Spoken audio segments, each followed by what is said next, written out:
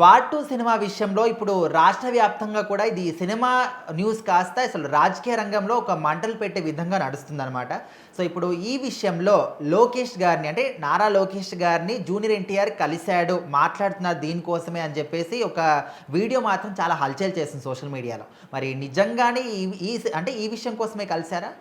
So ఖచ్చితంగా ఇప్పుడు social మీడియాలో ఏం నడుస్తుంది, బయట ఏం నడుస్తుందంటే రాష్ట్ర వ్యాప్తంగా ఉన్న జూనియర్ ఎన్టీఆర్ గారి ఫ్యాన్స్ అంతా ఆగ్రహం మీద ఉన్నారు. ఎందుకంటే ధర్నాలు చేస్తున్నారు. టీడీపీ ఎమ్మెల్యే దగ్గుబాటి ప్రసాద్ గారు సినిమా రిలీజ్ రోజు అంటే ఈ రోజు రిలీజ్ అవుతుందనగా తెల్లవారుజాము 3 గంటలకి ఆ సినిమాని ఎందుకు రిలీజ్ చేస్తున్నారు, ఆపించేయండి, సో నేనైతే ఒప్పుకోను, సో అని ఇంకా చాలా చాలా పర్సనల్గా మాట్లాడారు.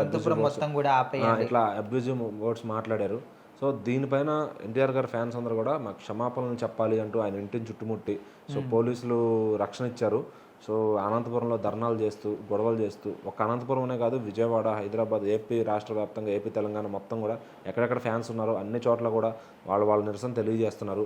సో ఆయన కానీ క్షమాపణ బహిరంగంగా చెప్పకపోతే, అనంతపూర్ సెంటర్లో నిలబడి చెప్పకపోతే, లేదా ఎన్టీఆర్ గారిని కలిసి పర్సనల్గా క్షమాపణ చెప్పకపోతే విడిచేది లేదని చెప్పి వాళ్ళైతే మాట్లాడుతున్నారు. సో ఈ ఇష్యూ మరి హైకమాండ్ దాకా వెళ్ళింది. ఎందుకంటే ఎమ్మెల్యే విషయం కాబట్టి చాలా ఫాస్ట్గా పైకి తీసుకెళ్లారు దాన్ని. సో పార్టీ నుంచి సస్పెండ్ చేయాలి, అప్పుడే నారా లోకేష్ గారు కానీ చంద్రబాబు గారు కానీ ఇక్కడ ఎన్టీఆర్కి వాల్యూ ఇస్తున్నట్టు. అలా చేయలేదు అంటే కనుక పార్టీ దూరం పెట్టిందని మేము ఫిక్స్ అవుతాము, ఇంకా మా సపోర్ట్ ఎప్పటికీ టీడీపీ పార్టీకి ఉండదని చెప్పి కూడా వాళ్ళు మాట్లాడుతున్నారు. సో ఇదంతా జరుగుతుంటే ఒక వీడియో అయితే బయటకు వచ్చింది అనమాట. నారా లోకేష్ గారు ఎన్టీఆర్ గారిని, కళ్యాణ్ రామ్ గారిని కూర్చోబెట్టి మాట్లాడుతున్నట్టు, వాళ్ళు కలిసినట్టు. సో ఇదేంటంటే పాత సందర్భంలో వీడియో అది తీసుకొచ్చి అది ఇప్పుడు కలిశారు, ఇప్పుడు కలిసి మాట్లాడుకున్నారు, ఈ ఇష్యూ గురించి మాట్లాడుకున్నారు. సో ఈ ఇష్యూ గురించి అసలు వాళ్ళు ఎక్కడా కలవలేదండి. ఎందుకంటే ఎన్టీఆర్ గారు, కళ్యాణ్ రామ్ గారు అసలు హైదరాబాద్లో కానీ ఎక్కడ ఏపీటీఎస్లో లేరు. వాళ్ళు కొంచెం ఫారెన్లో ఉన్నారు, షూటింగ్స్ పని మీద లేదంటే మేకఓవర్ పని మీద అలా వెళ్ళారనమాట. సో వాళ్ళ పెద్దమ్మ గారు రీసెంట్గా చనిపోయారు, అక్కడ కూడా వచ్చే పరిస్థితి లేదు. హైదరాబాద్లో ఉంటే డెఫినెట్లీ అక్కడ ఉండేవాళ్ళు. సో అక్కడ లేకపోవడం వల్ల ఇంకా వాళ్ళు అటు ఊరు దాటి ఉండటం వల్ల దేని గురించి వాళ్ళకి అసలు తెలుసో లేదు ఇదంతా జరుగుతున్నట్టు. వాళ్ళ ఫ్యాన్స్ ఎవరైతే అధ్యక్షత వహిస్తారో వాళ్ళే చూసుకుంటున్నారు ఇదంతా కూడా. సో మరి ఏదైనా కానీ ఎమ్మెల్యేని సస్పెండ్ చేయాలని వాళ్ళ ఒక తీవ్ర ఇదైతే ఉందన్నమాట.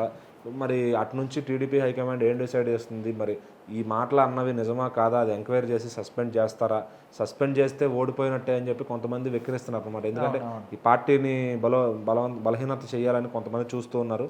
సో వాళ్ళందరి కళ్ళు ఇప్పుడు దీనిపైనే ఉన్నాయి, ఎప్పుడు గొడవలు జరుగుతాయో దాన్ని ఎప్పుడు మంటలు రేద్దామని.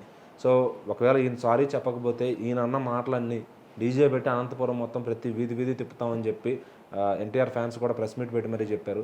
సో ఇంత గందరగోళం నడుస్తుంది. సో పోలీసులు కూడా ఎంతవరకు కంట్రోల్ చేస్తారు, సెక్యూరిటీ ఒక 4-5 రోజులు ఇస్తారు, తర్వాత మరి ఏంటి పరిస్థితి, ఏమన్నా గొడవలు జరగచ్చు, అతని పైన అటాక్ జరగచ్చు. సో అతను ఎవరైతే ఫోన్లో మాట్లాడాడో ఆ అభిమాని కూడా హైదరాబాద్ వచ్చి మరి నాకు రక్షణ కల్పించమని చెప్పి అతను వేడుకుంటున్నాడు, అటు నుంచి నాకు థ్రెట్ ఉందని చెప్పి.